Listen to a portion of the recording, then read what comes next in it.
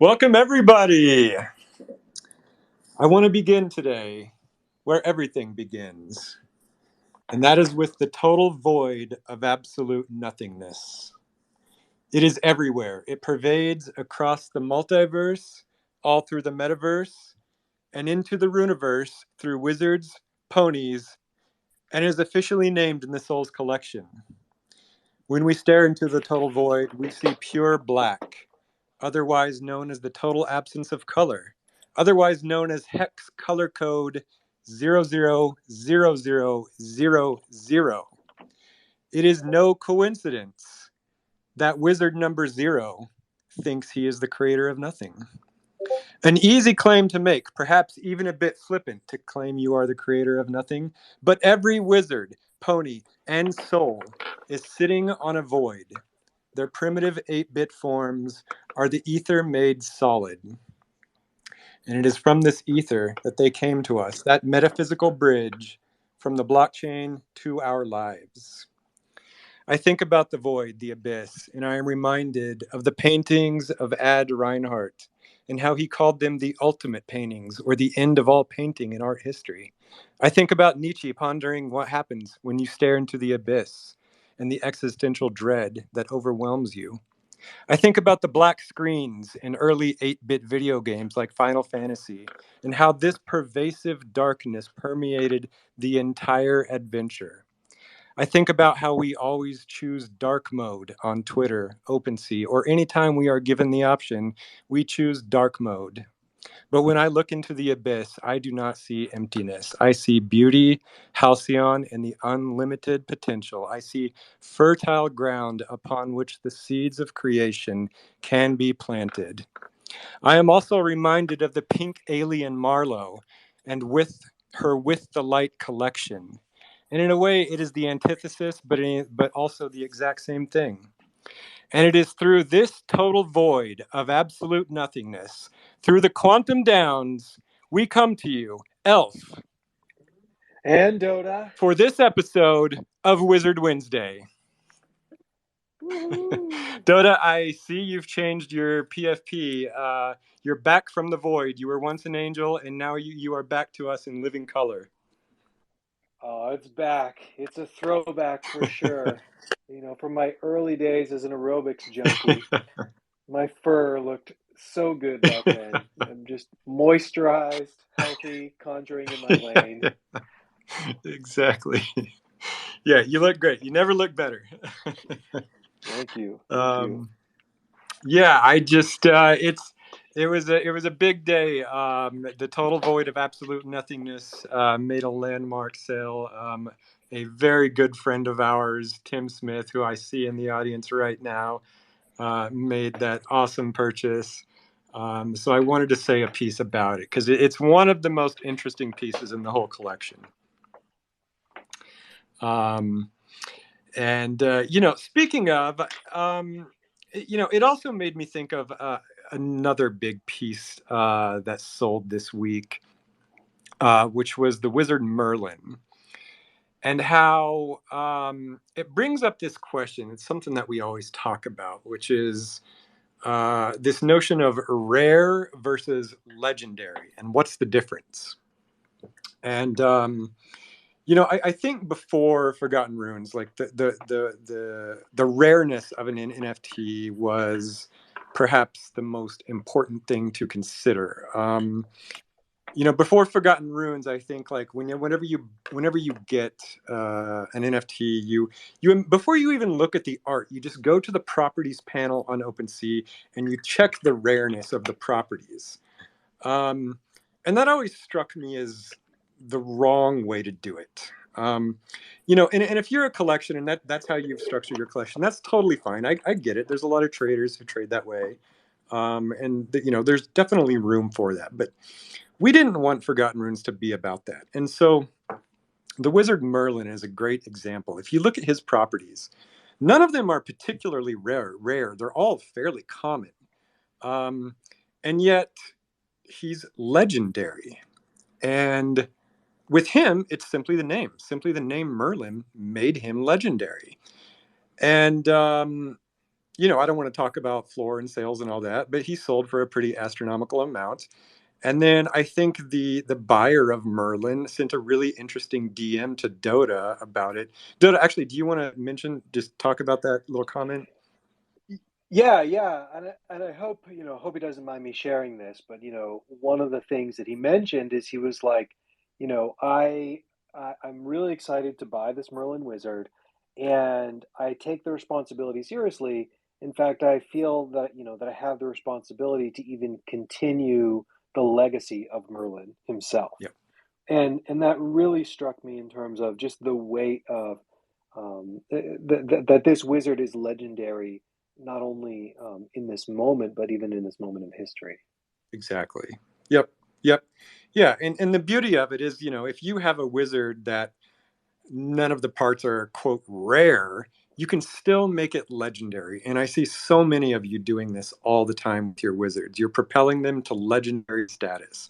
Rareness is almost irrelevant. Um, and again, if you're a trader and you want to trade on rareness metrics, that's totally fine. That's part of it. But you know, I just think we take it one step further, and we've introduced this legendary feature. You know, it's also part of why like it's really hard for something like OpenSea or even Rarity tools to classify each wizard because it's just there's so many dimensions and metrics you can measure a wizard by. There's the properties and parts, then there's the names, then there's the affinity, and it's just you know it's multi-dimensional. It's not something that you can just put on a spreadsheet like a Dogecoin or a Bitcoin. And I So think that it's a lot like, and it's a lot like um, characters that we hear in the stories, right? Like Frodo was another hobbit who like grew up in the Shire, and it wasn't necessarily because he was the tallest or because he was the strongest or necessarily the cleverest, but it was, the story of what happened to him and his choices along the way that kind of make him legendary. I think that's just so aligned with what we're trying to do here. exactly, there's nothing rare about Frodo. Yeah. Exactly. Yeah. So yeah, just keep that in mind, the difference between rare and legendary. That's sort of what we're all about. Um, yeah, so just a few production updates. Um, Currently in production at Magic Machine, we've got the Souls Rider bodies in the works. So you will soon be able to put your souls on your ponies. I think that's pretty important because we want souls to be an equal part of the whole collection. They will have total parity with the wizards. They will be walking, they will Yeah. be riding, they'll be doing everything. Yep. Yeah. So that is in the works. You know, Dotta has touched on this before. One thing that's kind of tricky is not every soul has been revealed. So that's part of why it's kind of slower. I don't know if you want to mention or talk about that for a second, Dotta. It's fine. I think it's, yeah. What I'm going to do is we're going to take an index of all of the traits that have been revealed, and then just start in on production on what we know about, and sort of like kind of the like rare unseen traits that haven't come out yet will just have to be put on their own schedule. But we've got, more than half of the souls minted. Of course, that doesn't really affect the traits because they're affected so greatly by the input wizard. But whatever. All that to say, we're going to start in on production with what's been revealed, and then we'll just sort of update them as we go. Yep. Yep. And Ponies kind of faces the same issue. Not every pony has been revealed. Yeah. But that said, we are also I just finished my first test on making the pony walk, Okay. so that is definitely coming. You know, a couple interesting things about just making a pony walk. So in like animation school, horses walking is actually like a really big topic because horses have different gaits. You know, they have a walk, a trot, a gallop, a canter, maybe a few others. I'm not really a horse expert, but the point is like they have so many different ways of moving. And so I would like to get at least two of those, the walk and the gallop.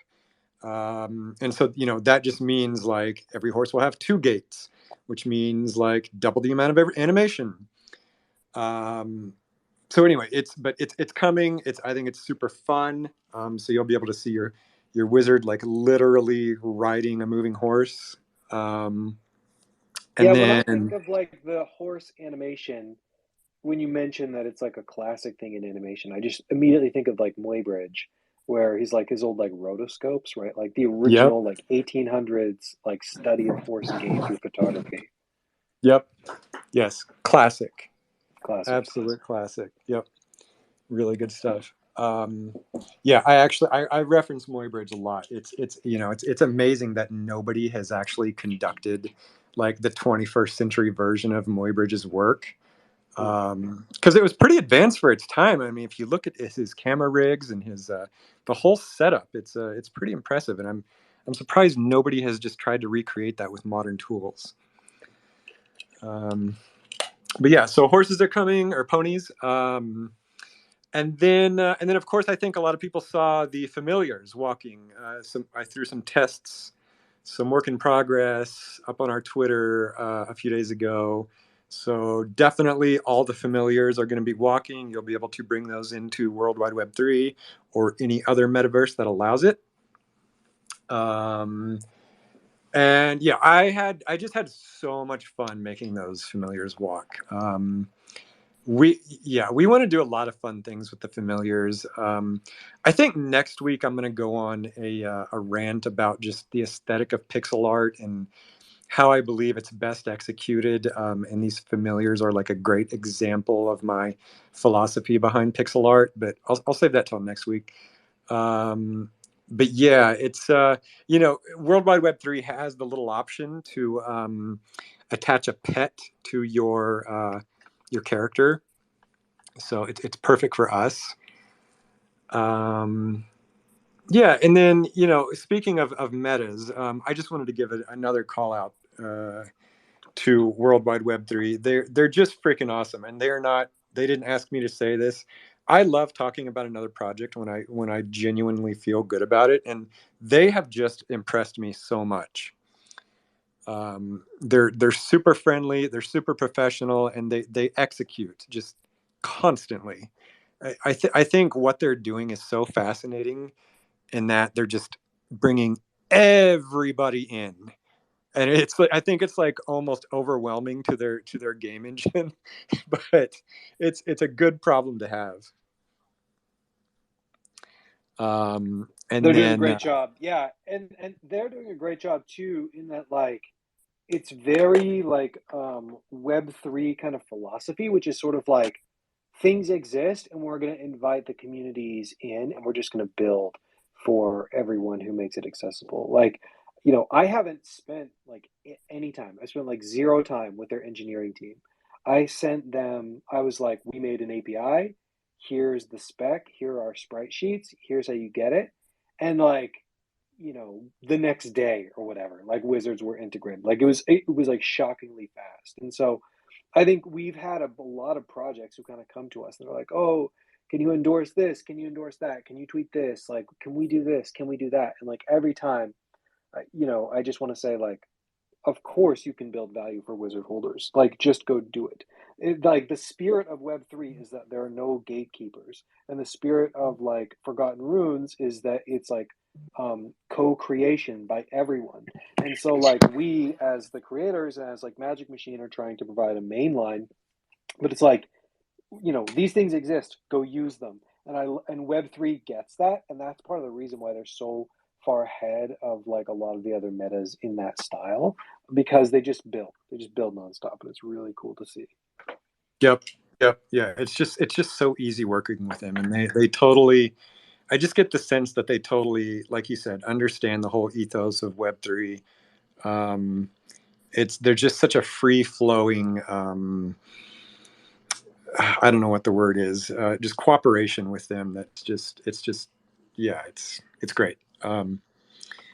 But yeah, and then speaking of other metas, I want to also just give a quick call out to another one called Hyalico. I think I stumbled over the pronunciation of this one the other day, and I still don't know if I'm saying it right, but at least I'm not stumbling. So yeah, Hyalico. It's just I don't know too much about them, but from what I see, it just looks freaking cool. It's fully 3D, but it's got 2D wizard sprites walking around it. So I just love that effect, that whole look. It's really interesting. And then I also just love the low poly look of their world. It reminds me a lot of my own personal work that I was doing before I started Wizards, and they've been very friendly too. So check out Hyalico for sure. And One thing then you skipped over with the familiars is that you have already finished the turnarounds, and right. yes, and we updated the Book of Lore so that the familiar turnarounds are in the Book of Lore. So how you get them is you go to your Wizards page in the Book of Lore and then click the download zip, and they're now included in that zip. So. Yep, for sure. And then the walks will be in there soon. But for now, there's the turns. Right. Yeah, and then just real quick on the Book of Lore, something interesting is I've got Ozzz creating a brand new cover for the Book of Lore. I can't wait to see it. And what's really particularly going to be fun about this is, like, obviously Ozzz is one of our best artists. I can't wait to see what he does. But I think this is something we will do regularly, like maybe once every quarter or something. We will change the cover, and we will always ask a cult member to do it. The Book of Lore cover will constantly change, and someday it'll be super cool to have this archive of all the covers that have graced the Book of Lore. So that is coming soon as well. But okay, so I opened with this piece about the void, and the buyer would actually like to say a few words of it. Tim Smith. So Tim, I invited you up. I don't know if the invite worked, but yeah. Let me Bring him just up. yeah. Well, while he's coming up on stage, I will go through the community questions time. So I need a sound effect for community question time. So Yeah. so the secret tower. If you have a question, you can drop it in the secret tower. We've got a couple. Let's see. One was from Warder ETH. He said, roadmap, timeline updates, any general updates in current projects, animation, game, etc. Oh, man. Of course, we have a bomb of a question for the first one. Let me start with an easier one. We'll come back to that because I want to. Hey, actually, Tim is here. Let's. Okay, let's do it. Yeah. Hi, Tim. What's up, guys? What's up, Wizard Hey, buddy. fam? Hey. Hi, how's everybody Timmy! doing? Yo. So yeah, super psyched on the Void. Super psyched on everything. Obviously, in general, I think this project is on such another level, and the community as well. Like, everybody in this community is so rad. I've been having so much fun getting to know everybody. Just unique, man. And this piece to me is a really standout piece in the collection. It's me in general. I'm a fan of darker things. I love eccentric art. And this one just feels different to me. Like, it's very poetic.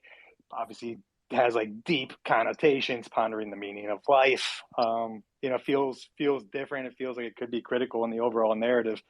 And the name itself to me too. Like, I come from back in my earlier days in my day job. I come from the emo, screamo, hardcore, metalcore band world, and this name, Total Void of Absolute Nothingness, sounds like one of the band names, right? Like, it reminds me of like From Autumn to Ashes, or As I Lay Dying, or Funeral for a Friend, or it's just like, it's got that quality to it, which really struck a chord. So yeah, I'm very, very, very much in love with this piece, and have a lot of ideas for it too. Like, definitely plan on building out the lore and the character. I see some kind of like mirror qualities in it, and just like, I see it as possibly like a sounding board for characters, wizards, to ask questions and ponder the meanings of life, and hopefully get some answers too. So yeah, really on fire with this piece, and on fire with everything you guys are doing. Dude, thank you so much. One thing I wanted to say about the Void is it's sort of the thing that connects all the wizards. All the wizards have it. And Tim, you and I had lunch a few months ago, and you said something to me interesting about how the NFT space sort of reminds you of the whole DJ scene in like the 90s Yeah. or something. Can you talk about that for a second? Yeah. So, okay, going back to like I said before, when I first started managing musicians, it was in that world, right? It was alternative rock metal bands, right? These were bands that were playing Warped Tour and Ozzfest and things like that. A lot of community within that genre and within that world, right? Like bands would collaborate occasionally. They would definitely tour together. There was a lot of camaraderie and friendship, which was awesome. Then you fast forward to when we started to kind of enter the quote unquote electronic era of our careers. And I just also want to make a quick note, like in general, when it comes to genres of music and everything in life, I've always been like into everything and super open-minded. As long as it's dope, like I'm into it. Electronic music we were also like fans of, and very, very avid listeners of, so it just kind of naturally progressed to us working in that genre of music. But anyways, we're in that genre of music, and it felt like the collaborative component really, really ramped up. It reminded me of what I thought it must have felt like back in the late 60s, right? Like in the San Francisco scene, the Summer of Love, like that vibe. I really, really felt a lot of that in what was happening, because with DJs, first of all, DJs, when they're performing sets, a lot of the music is incorporating other artists' music, right? Collaborating with each other electronically and in this genre happened a lot more too. There was a lot more files being sent around and a lot more collab tracks and mashups and VIPs and things like that. And then on the touring level, of course, like you're bringing other artists out, so there's still a lot of that going on. So that felt very much like collaboration on another level. Oh, and remixes too. Remix is another great example of that, right? So it's like artists upping each other all the time in a way that I hadn't really felt in the band scene. Then I get into this scene, and I didn't, like I suppose probably like almost all of us or many of us, I didn't really know what to expect, and I was so more than pleasantly surprised and completely blown away by the positivity, the collaboration in so many respects. And again, like Wizards is a standout project, and that's why I'm so deeply in love with it. Like the creativity and the collaboration in this community is really deep, and the lore is a big part of that, et cetera. But even outside of Wizards, just looking at the space in general, there's artists collaborating with artists. Collectors are artists in their own right. Like it's just very, very positive. There's a lot of like upping each other's art. People are retweeting, quote retweeting each other, liking, like the commentary and the interaction engagement is on a level that I've never experienced before. Like Twitter for me, I'm not like a really outgoing person or personality. Like I look at my social media kind of almost as like a troll or a meme, if that makes sense. Like Yep. I don't really say real shit for the most part, and I never really engaged. I never really commented. But this scene for me has really kind of opened up doors for me to actually like, I don't know, I guess like engage with people, like reply to people and talk. And it's, again, like it was unexpected for me, and it's really dope. And yeah, I just, it's community on steroids, positivity, new frontiers, et cetera, et cetera. I could keep talking, but I fucking love it. And there you go. Yeah, no, Tim, I love it. Tim was one of the first people to DM us before Wizards were even really known, and it was great that he saw it immediately. Thank you. And I love the DJ analogy, because that's so much of what we're doing here. We're remixing the Wizards. We're memeing them. We're just doing derivatives. It really is like a DJ scene. I mean, it's one reason why I loved that early GIF that Bread made of the Wizard DJing. It was like everything is in that GIF. And Definitely, it's there's just so many parallels, and I love it. I'd also want to say maybe we need to be starting a band, Tim. So The we one may and have to, absolute nothingness. Yeah. yeah, we may need to go back to the mid to late 90s, early 90s maybe, and form a band. So well, we're looking for a manager. Let's go. Yeah, I will say I'm working on some other things with the Wizards, and probably not what you would expect, but I wouldn't rule that out either. Obviously, like that is my day job, and there's so many possibilities with music and Wizards and creating cool musical projects. But I think there's a lot of other shit too that can be done with Wizards that I'm really excited about as well. Awesome. Thanks, Well, Tim. thank That's you. so great. Yeah, Thank you thanks. for letting me hop up here. I'm going to go back on mute and let everyone else talk. Yeah. Awesome. Cool. Before I move on, any other questions, comments? No? All right. Well, yeah, speaking of community, I wanted to give a shout out to another person who's doing something awesome. And I spoke about this last Wizard Wednesday, but I want to get, it needs more love. So Bonzo, I don't know if you're in I think he's in a different time zone, so he might not be in here. But I don't know if you guys have seen, but Bonzo started a YouTube channel where he covers the Wizard news of the week, and it's just great. It's just great. I love watching it because it's really interesting for me to see how our words are interpreted. I also love the fact that he put his microphone and he just taped it to a ruler. DIY. What's that? DIY. Yeah, exactly. And then if Bonzo, if you hear this, here's my request, and you mentioned this in your first episode, but what I would love to see is for you to interview other cult members. I think that would be so cool because every Wednesday you guys learn about our team and we do most of the talking, but I want to hear you guys talk. I want to hear more about you. I want to see a show devoted to like each of you and just let you guys just like rip for 20 minutes or whatever. I think that would be a super cool segment in Bonzo's new show. So just want to put that out there. And then I don't know, Dotta, have you seen Bonzo's new show? I watched a few minutes of it. I didn't watch it as much as I should have. Bear, have you seen it?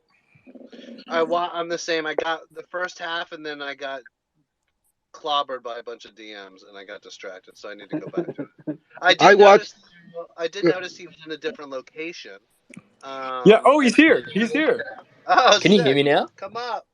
Yeah. What's up, Bonzo? Hello. Hey. Yeah, so I had a bit of an idea for the next week's show. I'm going to get Bam Bam to do a bit of a lore reading and a couple other people to chuck in some lore. And yeah, hopefully get a few reps under the belt of just the runes recaps. And then later on, yeah, very keen to get people and just, yeah, got to figure out, I guess, the line between not bringing too much of the IRL personalities into it. I am interested in the stories of how everyone got here. Yep. But then also not killing all the, I guess, mystique and mystery behind some of the characters. So yeah, something I'm very keen to do in the future. And yeah, love the support. Wasn't sure how it'd go down. But yeah, no, it's been unreal. And not to go on for too long, but someone sent me a message or a reply on Twitter the other day saying, like the first video I put up was part of the reason they got into the cult. Was just unreal to hear. So yeah, very keen. And yeah, who knows where we'll go, but yeah, love doing them. Awesome. Keep it Love up, it. man. Cool.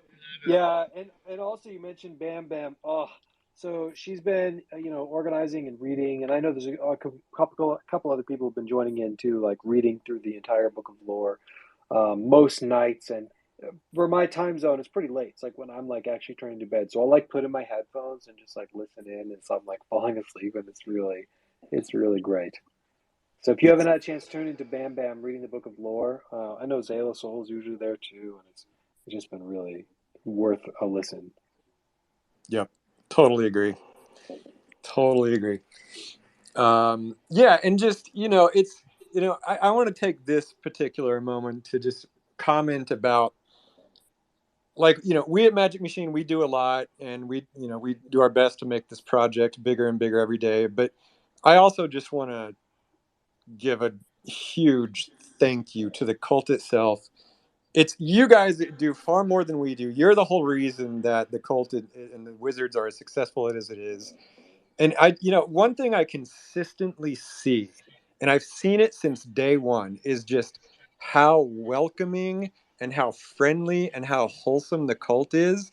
Like, that is nothing. I don't know how that happened. I don't think we did that, Doda. It's just you guys did it on your own. For some reason, you just decided to be cool. and, and I just want to thank you for that, because it goes so far. It's everything. Yeah. And yeah, so it's great. I mean, it's just so smart. I mean, that's really the way to grow a project, to grow a community, is just, just freaking be cool. And it's working. It's just working so well. So I just wanted to say thank you for that. And I should probably say thank you for that like every week. It's so crucial. So It's also so thank you. crucial now as like new people come in and to see the warm welcome. Yeah. It's like every time someone joins and they talk about, hey, new here, what should I check out? And it's just this huge enveloping hug from the collective cult. And it just like, it makes it all worth it. It's why, it's like the Ozzz said, it's just why this thing is so special. Yep. And I'd like to say thank you to the creators for making an environment in which all of that is possible. There's so many different projects that don't enable that kind of community, and you guys set something up so that we can do it. So thank you, and obviously thank everybody who's participating. It's a beautiful project. It's a beautiful thing. That's great. Yeah. Yeah. Yep. So good. Thank you for saying that. Yeah, so let's see. What else do I got? I think Dotta, you were going to talk about the DAO. Yeah. So there's maybe two things. One, the DAO, and then two, just kind of we can talk through everybody's questions, because we asked for questions earlier. We've got a big list, and there's a lot of good stuff for us to go through. Well, maybe I could talk about the DAO for a second, because I think that's important. So I think there's a lot of different ways that the DAO can go. So let me propose something. First off, what is a DAO? The DAO is at its core, it's going to be a wallet, and there's some sort of governance mechanism to control that wallet. So the initial vision of kind of a sort of DAO that I'm helping stand up is a DAO that's dedicated to like building value for like wizard token holders, particularly through creating like lore and art. And so I mean that in the broadest sense possible, right? It doesn't just mean, for example, like art commissions, though it surely includes that. And so I think that the first version of this kind of like organization is probably going to be almost like, let's say, like a democratic republic, in the sense that there will be like 10 multi-sig holders from the community they're the ones who kind of control this wallet and are making the final decisions. And then when we sort of have like larger governance decisions, we'll have the cult vote using snapshots. So what's the difference? So there's different ways to set up DAOs, for example. And if you make it so, for example, like every wizard holder has to vote, that requires gas, and it's like on chain, and it's like very hard to kind of like keep everyone organized. It's like you're moving kind of a huge ship every time you want to make any payments. And so that wouldn't really work super well for our community. For example, like one of the things that I would love for this DAO to do is like, let's say that someone joins the cult, they bought their first wizard, and now they want to get like a wizard commission made, like they want to tell the story, or maybe they want to commission Ozzz or Bread or some of the other artists coming in. It actually would be great if there was a DAO that had a budget to be able to pay for new wizards to get derivative art created. It's your first day in the cult, go to the DAO, tell them what your wizard is, and we help provide you with like some art to tell the story of your wizard. And the DAO also is like an organizational unit too. Like, we're doing this as Magic Machine now, but eventually this should be turned over to the community, which is like, we have like an artist's directory that's always getting updated. There's we have like templates for how to reach out to a new artist and tell them about what you want to have created, right? There's like a process there for being able to like to have these things created. So there's like little things that would be like a little piece of derivative art, all the way up to bigger things, like, I don't know, maybe commissioning a whole card game or 3D models or whatever. So that's kind of the vision. I mean, again, this is not, someone asked me, they said like, oh, you're like transitioning the project over to the DAO. And that's like, no, not at all. Like, we're still going to be doing all of these things. But I think that like the responsibilities of the DAO that I see are twofold. One would be this responsibility of like a community driven like organization that helps create artwork that drives, value and story for wizard holders. And then ideally, this organization also becomes the lore master over the book of lore. So if you're not familiar with the book of lore, briefly, there are a handful of administrative functions. So for example, the lore master, the keys that control the lore master can control what tokens can be written about in the book of lore. It can control setting tokens safe for work or not safe for work. And then it can also control striking lore from the book. So striking is the idea of striking lore is kind of this like drastic measure to say like our community rejects this lore. So the lore master keys are currently held by Alf and myself. And, we try to operate as these benevolent dictators within the community's best interest because we're just getting started.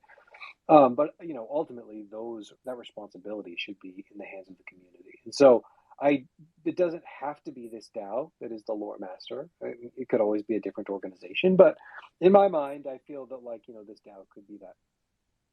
Okay, so that's like, what is the DAO? That's what are the responsibilities? And the third question is like, well, how does this DAO have any money at all? How does this DAO even make money?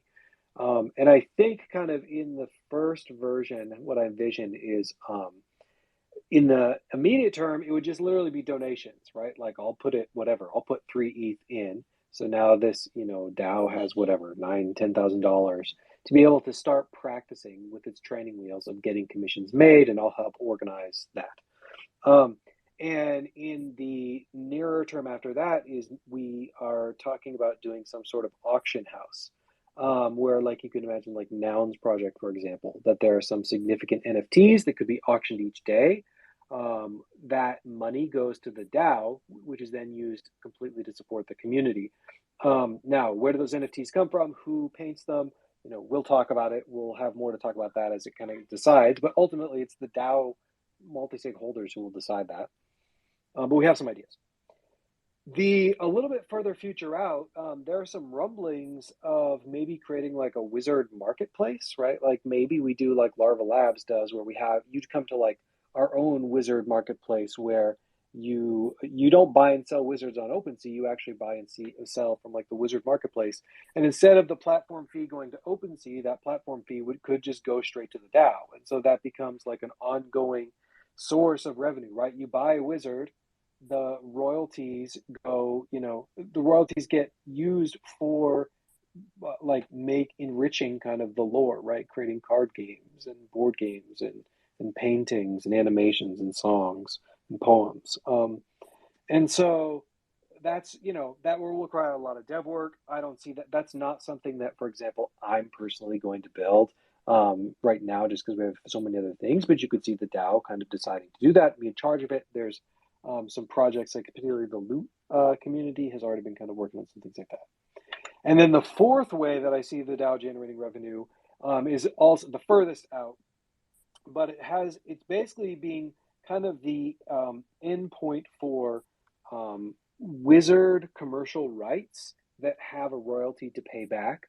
And as well as if Magic Machine, ends up sort of being successful, let's say, for example, a show, and we want to give back to the community for the show, we need a place to for that money to go. So we'll talk more about the commercial IP rights for wizard holders in future episodes. But the basic idea of what we're talking through now looks something like wizard holders have a commercial right to commercialize the characters in their NFTs. And then after some very high cap, let's say, I think what we're talking about right now is after $5 million, it's royalty free up to $5 million. And then at $5 million, there's some sort of blanket royalty that looks like something like 10% to Magic Machine and 10% to the community. And the community portion could ideally go to this DAO, right? So it's now, of course, how far are we before a wizard holder creates kind of their own merch that gets to that level, right? Pretty far maybe. But when we get there, we want to have a mature DAO that's an organized group of people that is a functioning organization that can handle kind of that influx of capital and operate with it effectively. So so I think be thinking about that. Be thinking about if you want to help organize, work for, be a part of that, if you think it's a good idea. Ultimately, I'm helping organize it. I expect that I will be on the multi-sig on the beginning, because to help get it started, just as a practical matter. But like ideally, I wouldn't be on it a year from today, for example. Like I would want to help start it, but then really just have this truly be like a community organization, and not like a magic machine organization. So yeah, be thinking about your ideas for that. But yeah, ideally, right? You have a wizard, you want a piece of lore made, you approach the DAO, they approve it, and they pay for it, and then the whole cult gets stronger. So that's the DAO. Yep, very cool. It's it'll take some time to roll out. It's a pretty complex thing. You know, the DAOs are obviously something that every crypto project is wrestling with and figuring out the best way to do it. And I don't think anyone has the perfect solution. It's all very experimental, but I think ours is going to be super cool, and we're going to break new ground with it.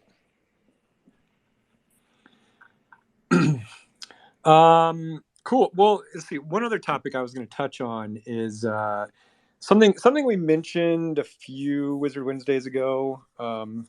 Wait, actually, before I do, does anybody have any questions or comments about the DAO? I should have paused for that. Guess not.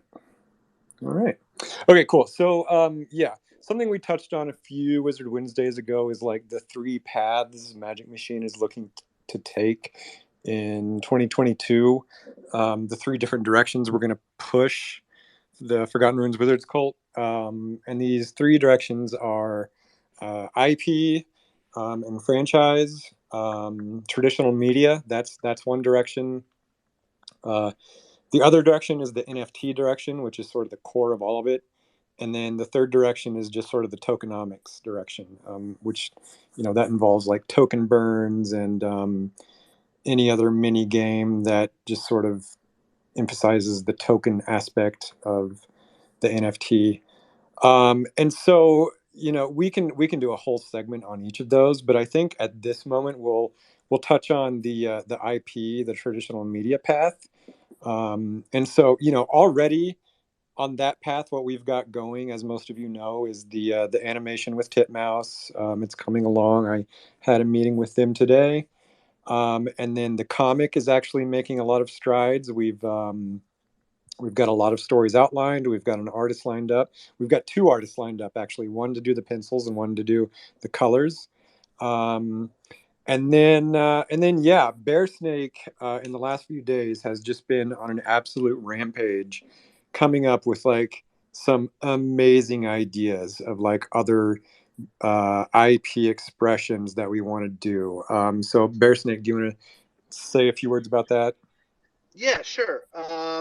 So, you know, I think the way that we're thinking about it, and I think the merch box was kind of a first swing at it, and what it made myself and Dotta and Elf really realize is that everything we do, we want to be of the highest quality, you know, and if we're going to do something, we want to do it the best we possibly can.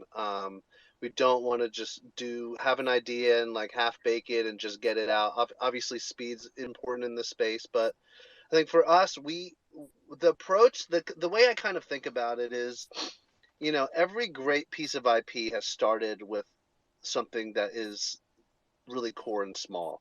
And I think our approach, you know, Hello Kitty is a good example.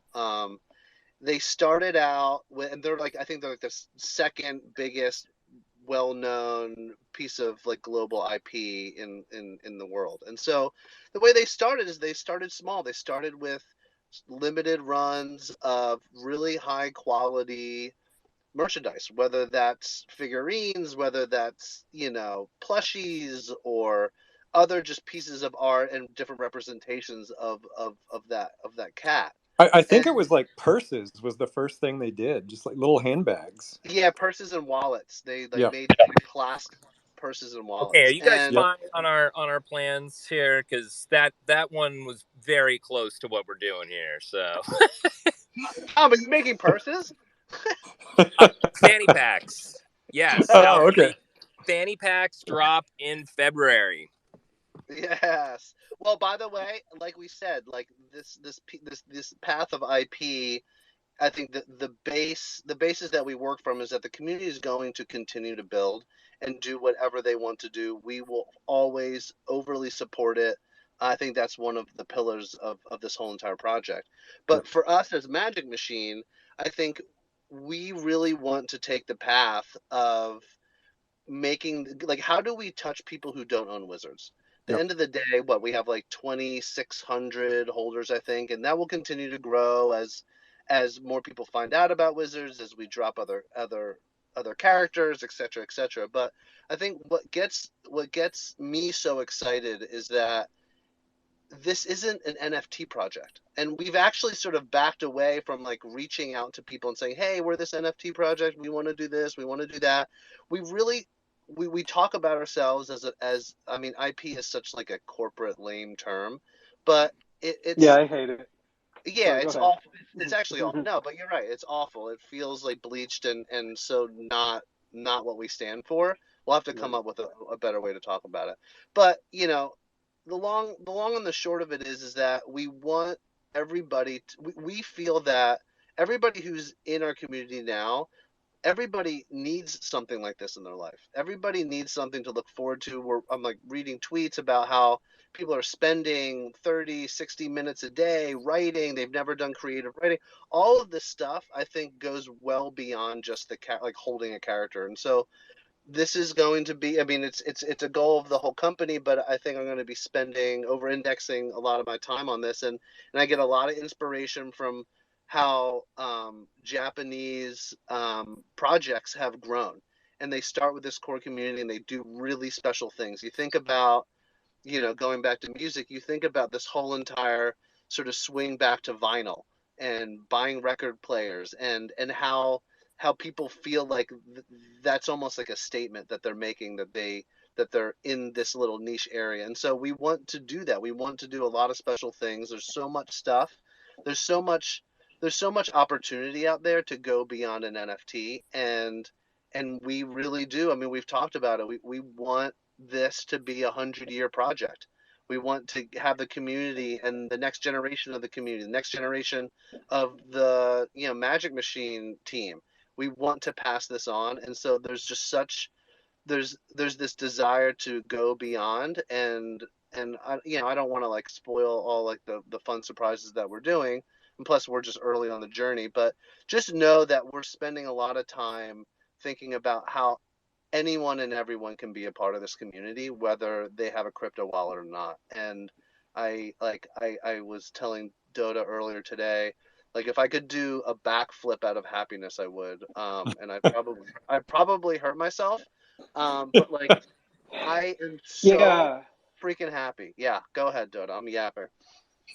Yeah, you know, this has been such a great week for Wizards. Like, you know, as much as we try not to focus on price, it's not lost on me, for example, like watching kind of the Wizards that have been selling this week. And but you know, there's one of the things that I was like discussing in the DMs with Elf and Bear Snake was there's a chart actually that goes around. There's a Wikipedia page of like the top highest grossing franchises of all time. And I like typed out and deleted a tweet that was something like, I've been hearing that there's chatter on the charts on OpenSea, but like this is the only chart that I have my eyes on. And it's, you know, this chart of the top highest grossing franchises of all time, which is like Star Wars, Hello Kitty, Harry Potter, Pokemon. Pokemon, yeah. And like that's where we're looking. I think even I didn't tweet it out because I felt that like without a lot of context, that actually still feels like very money focused. And it's like the money is not really the point. Like it's not to be the highest grossing franchise of all time. That's actually a proxy for being like the most enjoyed franchise of all time. But like they're not going to put that, like there's no like list of that. And, the most culturally relevant. Yeah, like stories are so important because they teach you like how to live, right? They help you remember, they help you understand, you know, in the same way that your dreams, right? Your dreams are a practice for encounters in your life, right? When you dream that you face a monster, that's actually like your brain like prepping you in case you encounter a predator, right? And stories are a lot like dreams, and they have like a preparatory effect, and they have like an aspirational effect, and so it's like everything in terms of our planning for our future and how to operate within the world is all helped by stories. And so like, yeah, I can say, oh, I want to be a top franchise, which I do, but it's more about like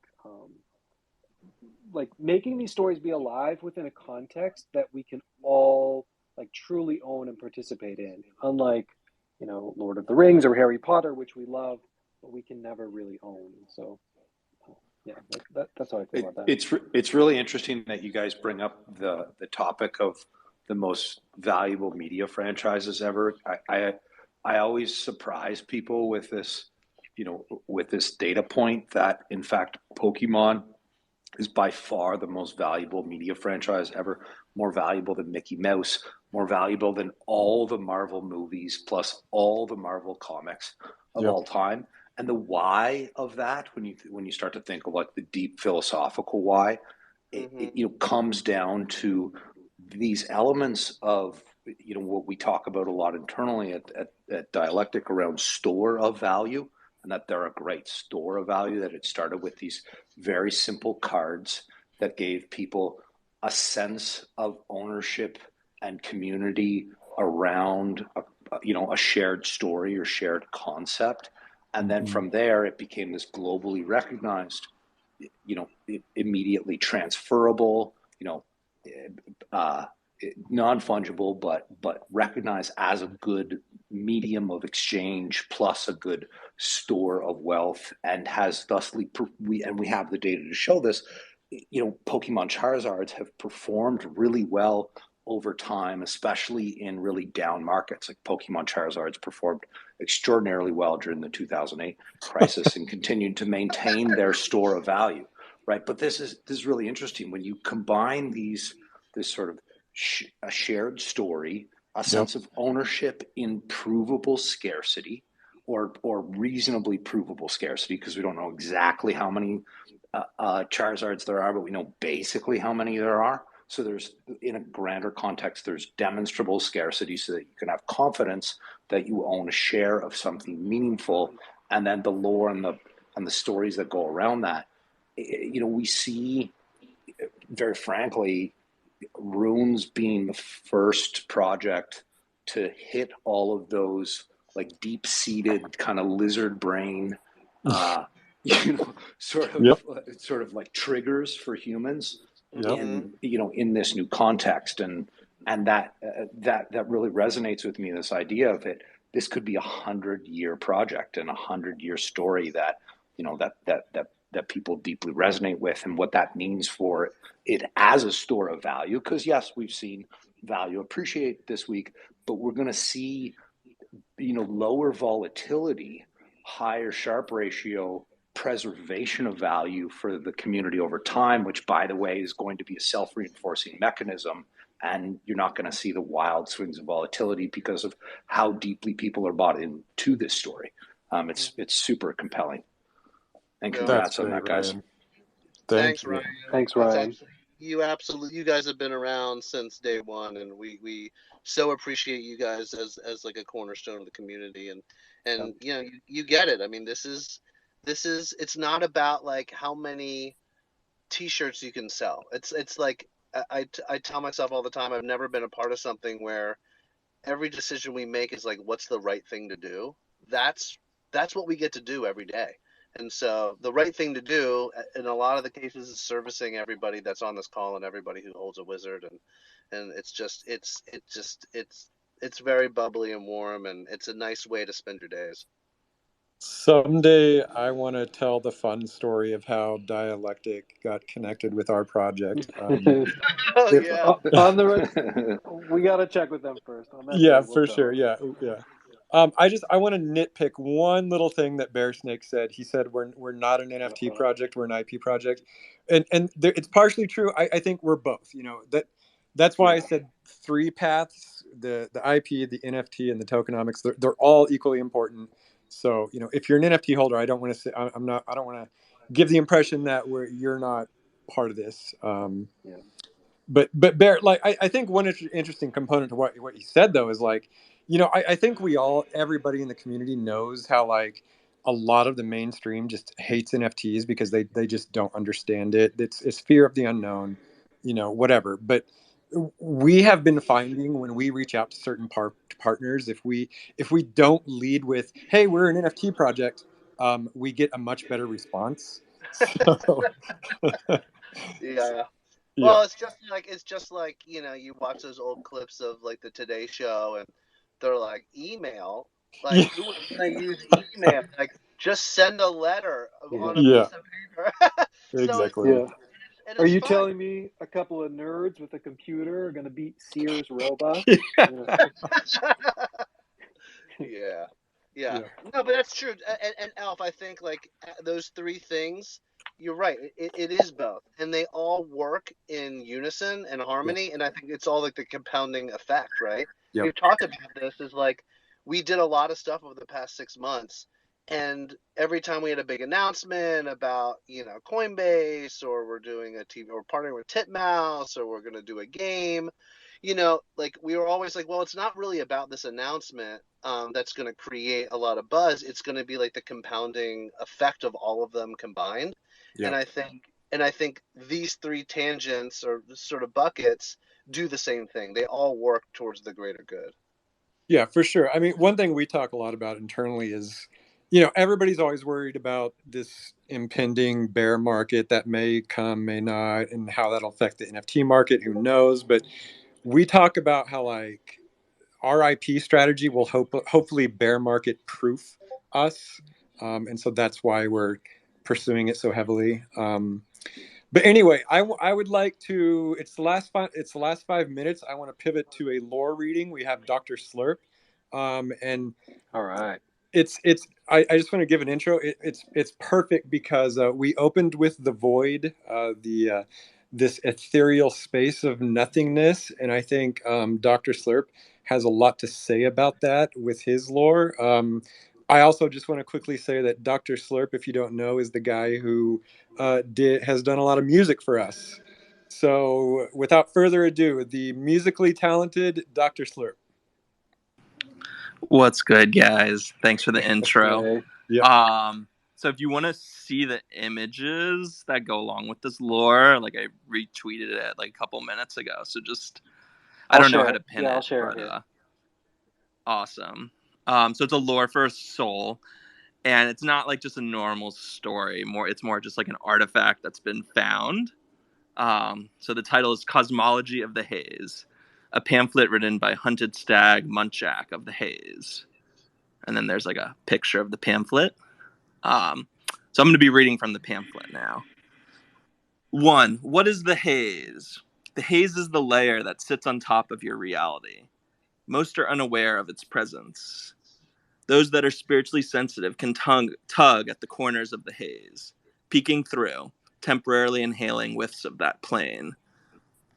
The rare few who have the sharpest spiritual proclivity can temporarily lift up the veil of reality and inhabit this realm. However, their living vessel cannot freely roam the haze for long.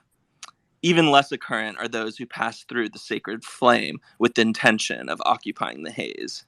These souls are bound to the haze. 2. Chapter 2. But really, what is the haze? Time for a thought experiment. Think about the most simple element, hydrogen. There are 5.291772 times 10 to the negative 11th meters of empty space between the nucleus of a hydrogen atom and its electron when in its grounded state. Most of the space of an atom occupies is empty. Scientists often gloss over defining what this empty space is. Those who occupy the haze know there's no such thing as empty space. It is actually the physical manifestation of the haze. It occupies all that is in between. The topology of the haze undulates in harmony with physical matter. It is not that physical matter pushes the haze or that the haze warps physical matter. It's more accurate to say that they move because of each other. 3. Another fact about hazy spaces. On a continuous spectrum, there are infinitely many points in the space between 2 points. Everything has always been in the spaces you thought were empty. in all of them, each and every one of them. 4. How did this pamphlet arrive from the haze? If you're reading this, it means that my theories are correct. It is indeed possible for haze dwellers to materialize inanimate objects from the haze to the physical world. I've tried and failed many times. Plasmatic electrolysis, failure. Destructive condensation, failure. I have a hunch that my more recent attempts at phantasmographic smoke distillation through inhalation will achieve materialization of this pamphlet in your world. If you are reading this, please send a smoke signal to the subspace address of 0x13ED8515EA470B0B2DC20C7478F839E92B48F6A3B. I'm so glad I wrote that number down. I'll use that for later. Yeah, you'll need it. That was great, man. So Dr. Slurp DM'd me the other day, and he was asking me what the haze is, and I didn't really say much, and so he sort of ran with it. But what I love, what it made me realize is, like, this is what the Runiverse is all about. It's about these things that we all kind of feel, and we all have a sense of. It's these archetypes. I'm not that worried about discontinuity in the Runiverse, because we all sort of know what the haze, what the ether, what the total void of absolute nothingness is. It's all these archetypes that we have. We all just have kind of a common understanding of what they are, and we describe them in different ways, just like Dr. Slurp did. He gave the scientific explanation, the poetic explanation, the mathematical explanation. So that piece of lore was just totally forgotten runes. So thank you, man. Yeah, glad you liked it. It was really fun to make. And I also just wanted to make more, like, lore that's not just like a story, like it is a story, but it's a pamphlet, Yep. Very, very good. Very clever. There's so many different ways to write lore.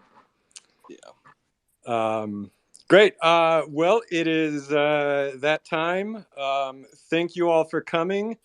This has been Elf, Dotta, Ryan, Tim Smith, Dr. Slurp, Bear Snake, Zela Soul, Nosferatu, Nora, Moron of the North, channeling out from the total void of absolute nothingness, through the haze, through the quantum downs. Elf and... Good night, everybody. Dotta. Good night, everybody. Good night. Good night.